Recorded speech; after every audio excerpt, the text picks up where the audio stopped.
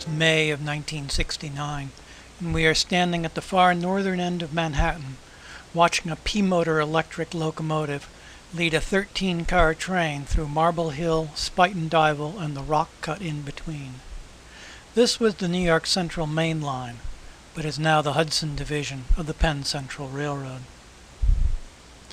The four-track line starts at Grand Central Terminal and heads north under Park Avenue.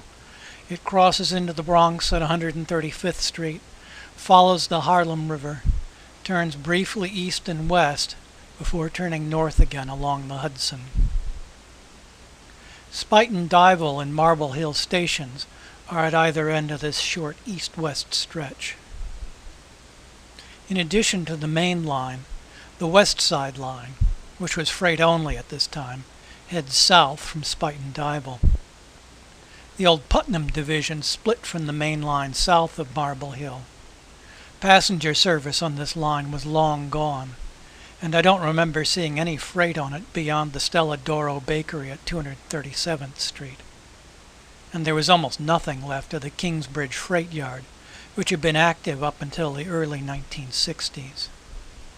Long-haul traffic on the line was handled by the P-motor electrics.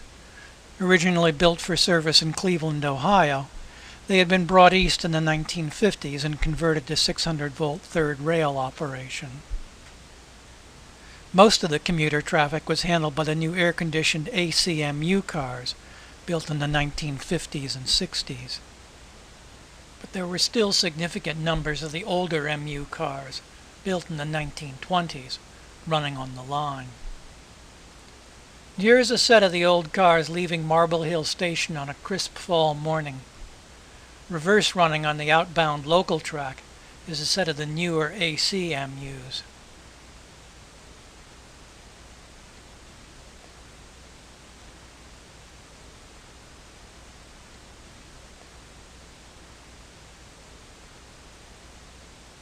It is now winter, and a 3-car set of ACMUs is running express northbound through Marble Hill.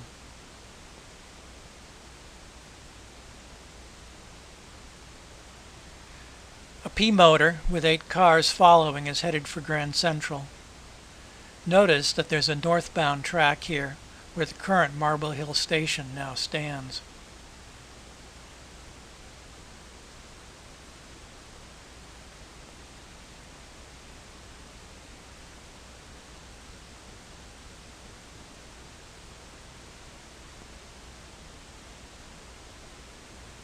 A little later, a set of heavyweight MUs heads away from Marble Hill towards Spuyten Duyvil.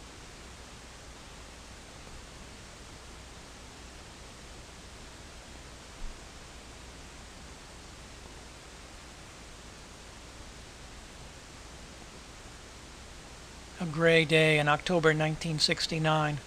We're watching as an ex-New York Central Alco RS3 switches a cut of cars.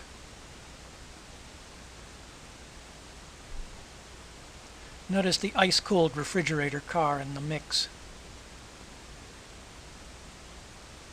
A P-motor with 2 coaches comes through in the opposite direction.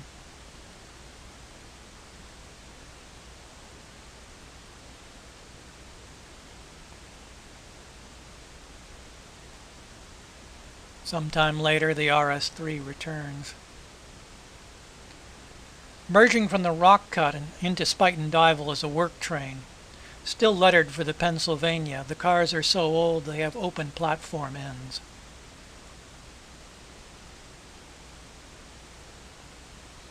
A Saturday in the fall of 1969. Looking down from the Henry Hudson Bridge as a pair of GE U-boats run light. In the distance is DV Tower, an interlocking that controlled this junction between the main line and the Westside Line. Looking down from the Henry Hudson Bridge again at a P-motor and a pair of coaches. There are a lot of short trains on the weekends. An afternoon MU train has a couple of hangers on, a pair of RDCs that will continue service past the end of electrification at Croton Harmon.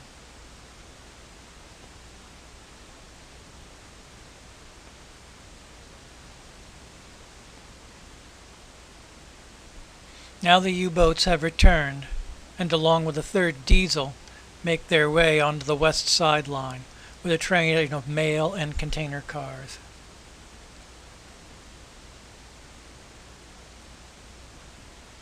The bridge had its own crew housed at the top of the swing span.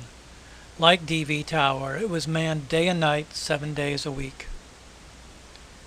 The New York Central's flexi van service had pioneered container-on-flat car service at a time when other railroads were simply loading truck trailers onto flat cars. An antique coach serves as a caboose. The sun is setting on a cold day in January 1970 as a single diesel and a transfer caboose pass DV Tower and head down the West Side Line.